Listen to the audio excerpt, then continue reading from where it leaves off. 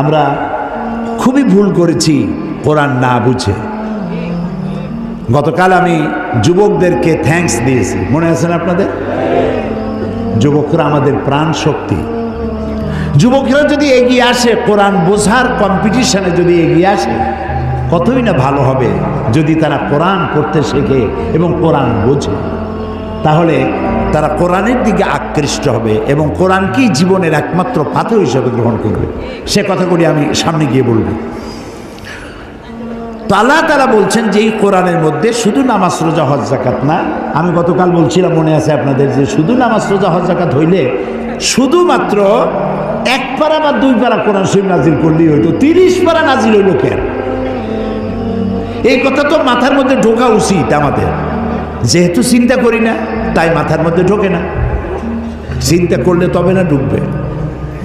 এখন দেখুন, আল্লাহ তাআলা বলছেন আমি আমার নবীকে ওহীর মাধ্যমে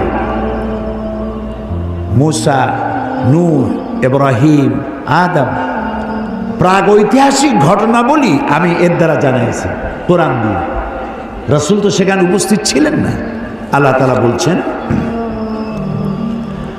তিলকা মিন আম্বাইল গায়বি নূহিহা ইলাইকা মা কুনতা তা'লামুহা আনতা ওয়ালা কওমুক মিন ক্বাবলি হাযা। তিলকা মিন আম্বাইল গায়ব, এটা হচ্ছে সেই অজ্ঞাত ঘটনা যা ওহীর মাধ্যমে আমি আপনাকে জানাইছি। তা না হলে আপনি এবং আপনার কওম, আপনার জাতি এই সম্পর্কে কিছুই জানতো না। না ইব্রাহিমের ঘটনা, না নূহের ঘটনা, না মুসার ঘটনা, এগুলো কিছুই জানতেন না।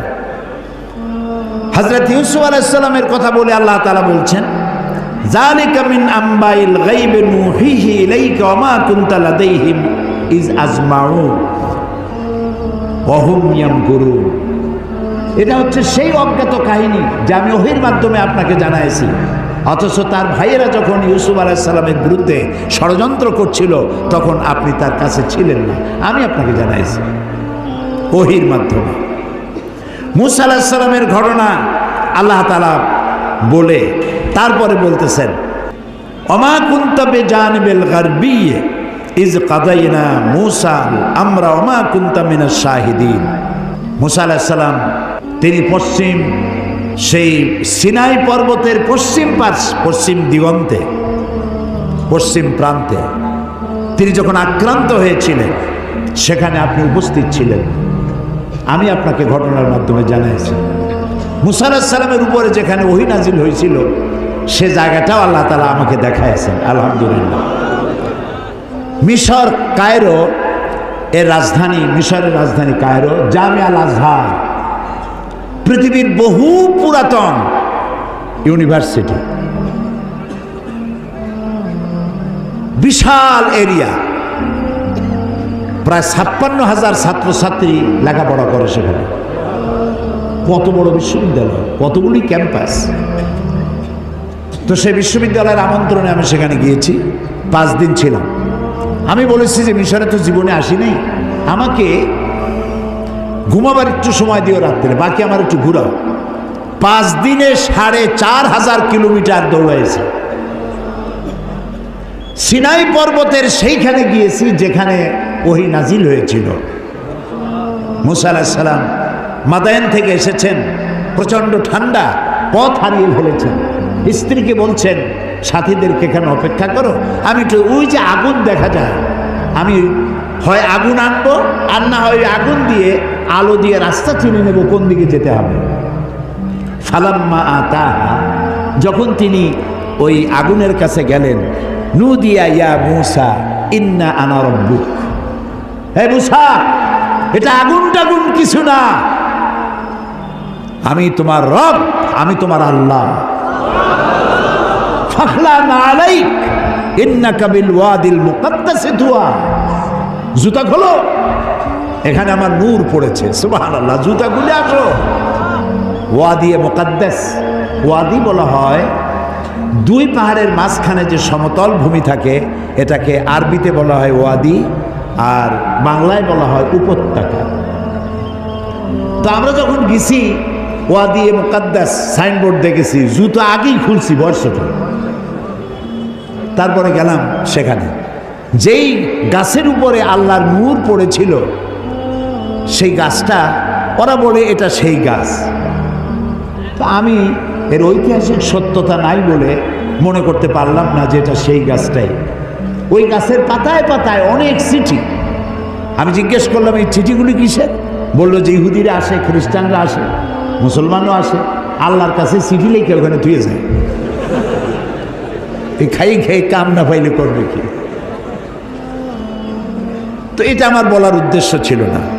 আমার বলার উদ্দেশ্য ছিল যে আল্লাহ তাআলা দেখাইছেন বহু কিছু, এমনকি মুসা আলাইহিস সালাম রে এত জ্বালা দিল যে ওই ফেরাউনকেও দেখে আসছে, এখনো দাঁত ছিটকে পড়ে আছে। আল্লাহ তাআলা তাকে রেখে দিয়েছেন। আল্লাহ বলছেন তোরে মাটিতেও খাবে না, পানিতেও নষ্ট করবে না, পোকামাকড়ও নষ্ট করবে না, তোরে আমি শুটকি বানায় রাখবো কিয়ামত পর্যন্ত। তোর মতো ফেরাউন যারা হবে তোরে দেখে যেন তারা উপদেশ নিতে পারে। আল্লাহ তাআলা এটারও দেখাইছেন, পিরামিডও দেখাইছেন। অনেক নবীর কবরও আল্লাহ জিয়ারত করার সুযোগ। ইমাম শাফি রহমতুল্লাহ আলাইহি, মৌলানা জালালউদ্দিন সৈয়দী রহমতুল্লাহ আলাইহি, ইমাম ওয়াকি, ইমাম বদরুদ্দিন আইনি রাহিমাহুমুল্লাহ, হযরত সালেহ আলাইহিস সালাম, হারুন আলাইহিস সালাম, নবী দানিয়েল আলাইহিস সালাম, হযরত আবী দারদা রাদিয়াল্লাহু তাআলা আনহু, আমর ইবনুল আস রাদিয়াল্লাহু তাআলা আনহু, এদের কবর জিয়ারতের আল্লাহ তাআলা তৌফিক দিয়েছেন। আমর ইবনুল আসের যে মসজিদ দেখলাম মিশরে, সেই মসজিদে লাইলাতুল কদরে 5 লক্ষ লোক নামাজ পড়ে। লাইলাতুল কদর মসজিদ, রাস্তাটা সব ভর্তি হয়ে যায়। ইমাম যিনি, তিনি হচ্ছেন শেখ জিবরাইল। আমি শেখ জিবরাইলকে দেখতে পারলাম না, আগ্রহ ছিল যে জিবরাইল কেমন একটু দেখে যায়। এত লোক তার পিছনে নামাজ পড়তে আসে, সুবহানাল্লাহ। তো এখানে আল্লাহ তাআলা বলতে চাইলেন যে সিনাইয়ের পশ্চিম প্রান্তে যে ঘটনা ঘটছিল এটা তো আপনি জানেন না, আমি আপনারা জানাইছি। ফেরাউন আক্রমণ করেছে তার দলবল নিয়ে, 3 দিক থেকে আক্রান্ত হয়েছেন তিনি, আর একদিকে সমুদ্র। সাথীরা বলছে ইন্না লামুদরাকুন, ইন্না লামুদরাকুন, আমরা তো পাকড়া হয়ে গেছি, আমাদের তো পালাবার কোনো উপায় নাই। মুসা আলাইহিস সালাম কার নবী? জবাব দিতে দেরি হইল কেন? মুসা কার নবী? উম্মত ঘাবড়ে গেছে। উম্মত কি হয়ে গেছে? ঘাবড়ে গেছে, ভয় পাই গেছে। 3 দিক দিয়ে আসছে কারা? শত্রু সৈন্য 3 দিক, আর একদিকে কি? সমুদ্র। ঘাবড়াবার তো কথাই, আপনি আমি হলে তো হার্ট ফেল করবো। কোন দিকে যাবো? ফাইনাতা যাবো, যাওয়ার জায়গা নেই। কিন্তু মুসা আলাইহিস সালাম আল্লাহর নবী, তিনি বলছেন কাল্লা কাল্লা, কখনোই নয়, ভয় পেও না, রব্বি সায়াহদিন, অবশ্যই আল্লাহ আমাদেরকে পথ বের করে দিবেন। কাজী মেঘের মতো কালো ঘন কৃষ্ণ মেঘের মতো উত্তর গগন কালো মেঘে ছেয়ে গেছে, থমথমে ভাব, ঝোড়ো হাওয়া এখনই প্রবাহিত হবে। 30 ফুট উঁচু হয়ে জলোচ্ছ্বাস এসে উপকূলীয় এলাকা ভাসায় নিয়ে যাবে, বজ্রসহ বৃষ্টিপাত হবে, ঝড় বন্যায় উড়ায় নিয়ে যাবে, সুনামি হবে। আল্লাহ তাআলা ছোট্ট একটু বাতাসের আঘাত দিয়ে সব সরাই দিতে পারেন। বলেন সুবহানাল্লাহ, জোরে বলেন সুবহানাল্লাহ। কি ক্ষমতা তার! ফাআলুল লিমা ইউরিদ, যা খুশি তাই করতে পারে। তো আল্লাহ তাআলা ওহীর মাধ্যমে এই কথাগুলি জানাইছেন। বিজ্ঞানীরা, ওই যে বলছি যে বিজ্ঞানীরা যে কথাগুলি আজ বলতেছে, যেমন 1665 খ্রিস্টাব্দে স্যার আইজ্যাক নিউটন, তিনি দেখলেন গাছের থেকে একটা আপেল পড়লো মাটিতে। তিনি তখন চিন্তা করলেন যে আপেলটা মাটিতে পড়লো কেন, এটা তো উপরে উঠে যেতে পারত। এইটা চিন্তা করলেন।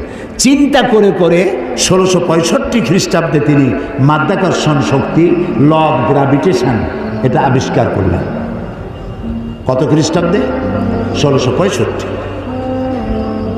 অথচ কোরআনে কারীম স্যার আইজ্যাক নিউটনের জন্মের 1000 বছর আগে সূরা ফাতির 41 নম্বর আয়াত আল্লাহ তাআলা বলছেন ইন্নাল্লাহা ইউমসিকুস সামাওয়াতি ওয়াল আরদা আন তাজুলা, নিশ্চয়ই আল্লাহ তাআলা চন্দ্র, সূর্য, গ্রহ, নক্ষত্র সব একটার সাথে আরেকটাকে সম্পৃক্ত করে রেখেছেন, যাতে একটার থেকে আরেকটা বিচ্ছিন্ন হয়ে না যায়। এটাই হচ্ছে ল অফ গ্র্যাভিটেশন। এই মাধ্যাকর্ষণ শক্তির কথা কোরআন ১৫০০ বছর আগে এ কথা আল্লাহ তাআলা বলেছেন। তো দুর্ভাগ্য, কোরআন বুঝি না, কোরআন শুধু সবের নিয়তে পড়ি। একবার সূরা ইয়াসিন পড়লে 10 খতম কোরআন শরীফ এর সব। এই যদি হয় তাহলে গোটা কোরআন শরীফ পড়ার আমার দরকারটা কি? খালি সূরা ইয়াসিন পড়লেই তো হলো। 3 বার সূরা ইখলাস পড়লে 1 খতম কোরআন শরীফের সব। তাহলে কোরআন পড়বি কেন মানুষ? আহারে মানুষ, আহারে কপাল পড়া মানুষ। এখন চন্দ্র, সূর্য, গোটা সৌরজগৎ সব ঘুরছে। এটা কোপার্নিকাস, গ্যালিলিও, নিউটন, আইনস্টাইন ওনারা আবিষ্কার করেছেন যে সব কিছু ঘুরছে। এটা বলতেছেন ওনারা এই কয়েকশো বছর আগে। অথচ ১৫০০ বছর আগে আল্লাহ তাআলা কোনটা ঘোরে? চন্দ্র ঘোরে না সূর্য ঘোরে না দুনিয়া ঘোরে? কে ঘোরে? একথা সূরা ইয়াসিনে আল্লাহ তাআলা তার নবীর কাছে বলে দিয়েছেন। লাশ-শামসু ইয়ানবাগি লাহা আন তুদরিকাল কামারা ওয়ালাল লাইলু সাবিকুন নাহার ওয়া কুল্লুন ফি ফালাকিন ইয়াসবাহুন। প্রবল জ্ঞানী হইবে যাহারা, আপন মনেতে বুঝিবে তাহারা। রাত্রি পারে না আগে যাইবার, দিনের স্থান করে অধিকার। যার যে স্থান বহাল রাখিয়া ভ্রমণ করেছে খোদাকে ডরিয়া। শুধু পৃথিবী করে না, আল্লাহ তাআলা বলছেন ওয়া কুল্লুন ফি ফালাকি ইয়াসবাহুন। যা কিছু আছে মহাশূন্যে, এই পৃথিবীটাও মহাশূন্যে। পৃথিবীটা কোথায়? মহাশূন্যের উপর ভাসমান। তো মহাশূন্যে অকুল্লুন ফি ফালাকি ইয়াসবাহুন, মহাশূন্যে যা কিছু আছে সব ঘুরতেছে আর ঘুরছে। Activities life, inactivities death. যতদিন ঘুরবে ততদিন সব ঠিক থাকবে। আর যেদিন এই ঘূর্ণায়মানের এই চক্রের আবর্তন বন্ধ হয়ে গিয়ে যখন ঘোরা বন্ধ হবে, তখন একটা প্রচণ্ড আঘাতের মাধ্যমে, প্রলয়ঙ্করী আঘাতের মাধ্যমে দুনিয়ায় কিয়ামত অনুষ্ঠিত হয়ে যাবে। তো আল্লাহ তাআলা কোরআনে কারিমে এই কথাগুলি অনেক আগে বলে রেখেছেন। The universe and doctor Einstein গ্রন্থে তারা বলেছেন যে সূর্য ধীরে ধীরে এর আলো কমে যাবে, আলো থাকবে না, আর তারাগুলো পোড়া কয়লার মতো হয়ে যাবে। কারা বলতেছে? বিজ্ঞানীরা বলছে। কোরআন ওরা আজকে যেটা বলল, কোরআন বলেছে অনেক আগে। কি বলেছে? ইয়াসআলু আইয়ানা ইয়াউমুল কিয়ামাতি ফাইযা বারিকাল বাসারু ওয়া খাসাফাল কামারু ওয়া জুমিআশ শামসু ওয়াল কামার। আল্লাহ তাআলা বলছেন এরা রাসূলকে জিজ্ঞেস করে কিয়ামত কবে হবে। আল্লাহ তাআলা বলছেন জবাব দিয়ে দেন, কিয়ামত হবে যে সময় চন্দ্র আলো হারিয়ে ফেলবে, সূর্য আলো হারিয়ে ফেলবে, আর চাঁদ আর সূর্য এগুলি সব একাকার হয়ে যাবে। তাহলে এই কথাগুলি বিজ্ঞান আবিষ্কার করার অনেক আগে কোরআন এসব কথা বলে রেখেছে। প্রকৃতির নিয়মে একদিন সব লণ্ডভণ্ড হয়ে যাবে। কুল্লু মান আলাইহা ফান। আল্লাহ তাআলা বলেছেন সব ধ্বংস হবে, কিচ্ছু থাকবে না আল্লাহ ছাড়া। কে ছাড়া? আল্লাহ ছাড়া কেউ থাকবে না, কিচ্ছু থাকবে না। এ কথা বিজ্ঞান জানার আগে আল্লাহ তাআলা কোরআন শরীফে বলে রেখেছেন। এই যে মাত্র 100 বছর পর্যন্ত, গত 100 বছরের আগ পর্যন্ত পৃথিবীর মানুষের ধারণা ছিল যে চাঁদ নিজে আলো দেয়, চাঁদ নিজে আলো দেয়। আর বলতো বুড়ো বুড়িরা যে চাঁদের মধ্যে যে কালো কালো জিনিস দেখা যায় ওইটা হলো একটা বট গাছ, ওইখানে একটা বুড়ি থাকে। তো ছোটোবেলায় চিন্তা করতে আমার বুড়ি অনেক করে কি, তো বলতো যে বুড়ি ওইখানে সুতা কাটে। তো তখন খুব বেশি চিন্তায় পড়তাম, এত পরিশ্রম করে এই বুড়ি সুতা কাটিয়া, এই বুড়ি খায় কি? পরে জানা গেল যে ওখানে বট গাছও নাই আর ওখানে কোনো বুড়িও থাকে না। এই চাঁদ এর নিজস্ব কোনো আলো নাই, এই কথা 100 বছরের মতো হলো বিজ্ঞানীরা আবিষ্কার করেছে। কিন্তু আল্লাহ তাআলা বলে রেখেছেন 1400 বছর আগে। সুবহানাল্লাহ। আল্লাহ তাআলা সূর্যকে বলেছেন, খুব লক্ষ্য করুন, সূর্যের আরবি হচ্ছে শামসুন, সেরাজুন, ওয়াহাজুন, দিয়াউন, এগুলি সূর্যকে বলা হয়েছে।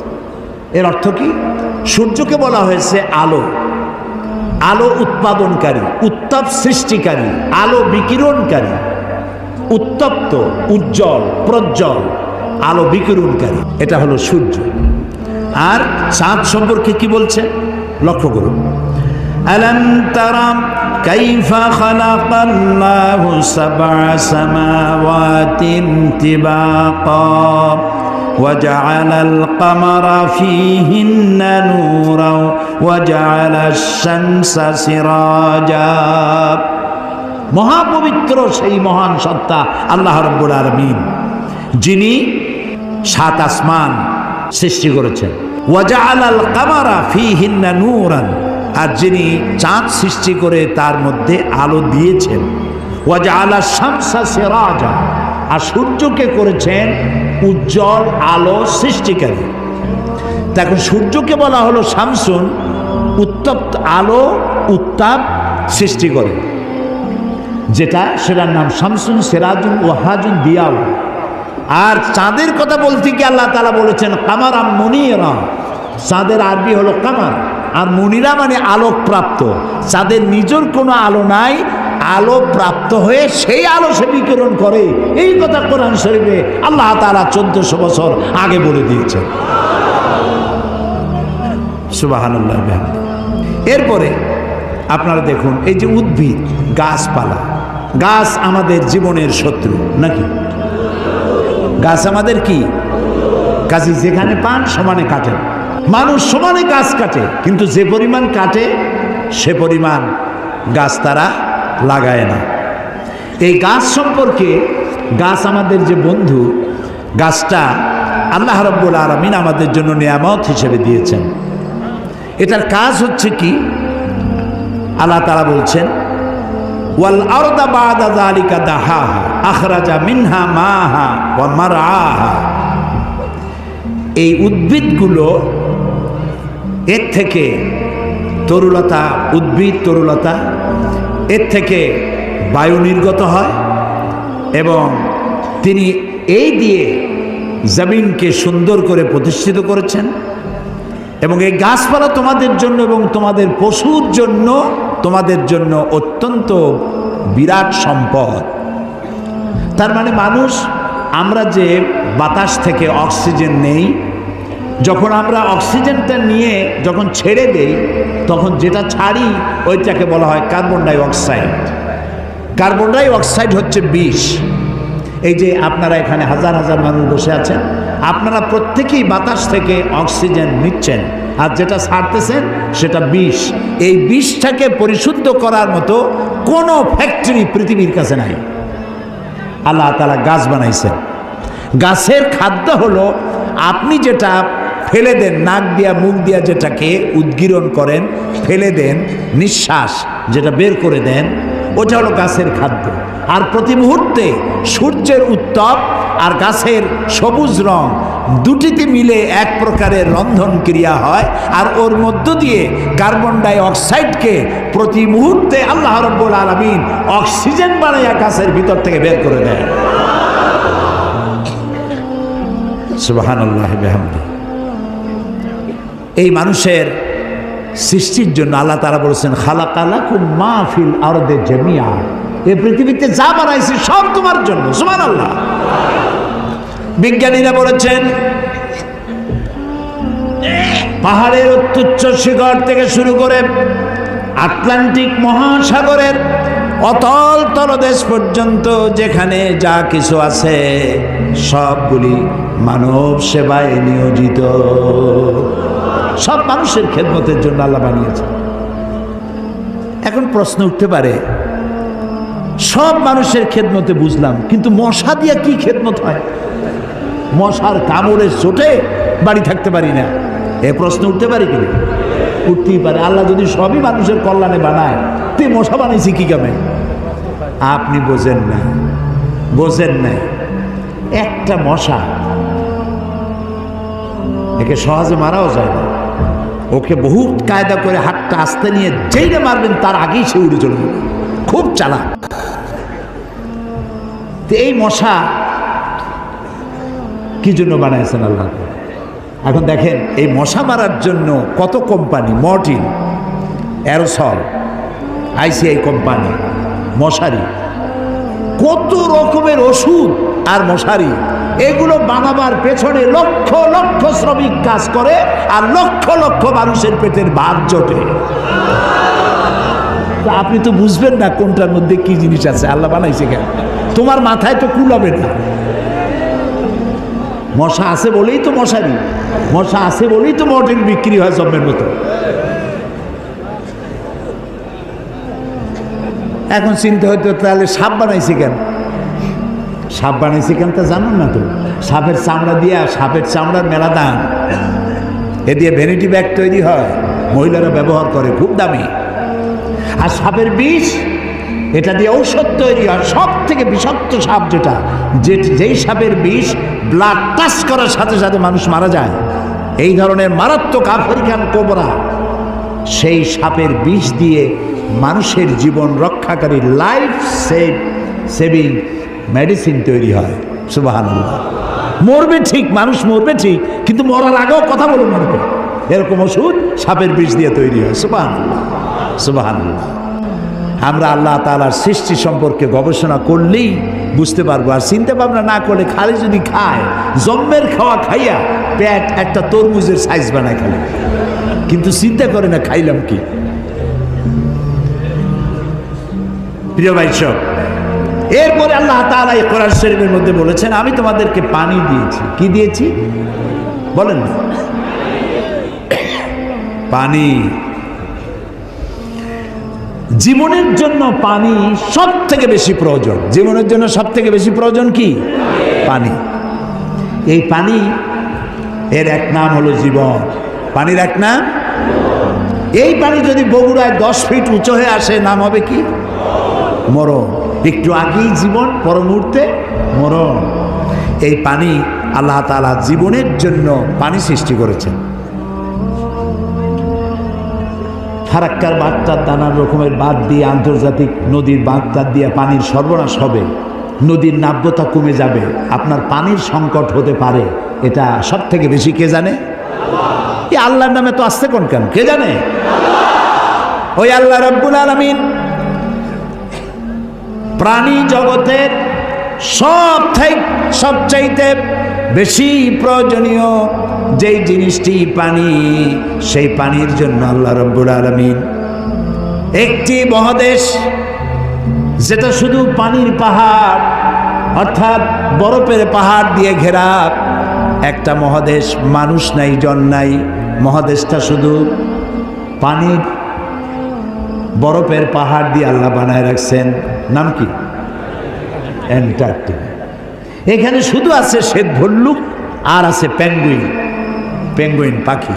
এই পেঙ্গুইন পাখি পানির মধ্যেও ডুবাইতে পারে, বাতাস দিয়েও উঠতে পারে। এই পেঙ্গুইন পাখিগুলি আমি দেখেছি, সে ডিম পেড়ে তাকে 3 মাস 90 দিন ডিমে তা দিতে হয়। ডিমটা পারলো কিসের মধ্যে? বরফের মধ্যে। এখন ওর তো তাপ না হলে তো ফুটবে না, সেই জন্য ওইটার উপরে তাকে দাঁড়ায় থাকতে হবে। পেঙ্গুইন কিন্তু আবার এই শুইতে বসতে পারে না, দাঁড়ায় থাকে। আর গায়ে একটা কালো চাদরের মতো, বুকটা সাদা, মনে হয় সৌদি প্রিন্স। হাঁটেও খুব কায়দা করে, জমিদারি স্টাইলে হাঁটে। তো বাচ্চা ডিম দিয়ে ডিমের উপরে সে দাঁড়ায় থাকে, তার শরীরের একটা অংশ ডিমের উপরে দিয়ে দাঁড়ায় থাকে। 3 মাস 90 দিন দাঁড়ায় থাকতে হবে। এই 90 দিন সে খাবে কি? ওর স্বামীকে, পুরুষ পেঙ্গুইনকে আল্লাহ এত দয়া দিছেন, ও মাছ ধরে ধরে প্রত্যেক দিন ওর বউরে খাওয়ায়। সুবহানাল্লাহ, সুবহানাল্লাহ। এই যে টেলিভিশনের মধ্যে নানান রকমের আছে কি বলে চ্যানেল, এইসব হাবিজাবি উল্লুক মার্কা লাভ ঝাপ না দেখা অ্যানিমেল প্ল্যানেট দেখেন, ডিসকভারি দেখেন, ন্যাশনাল জিওগ্রাফি দেখেন।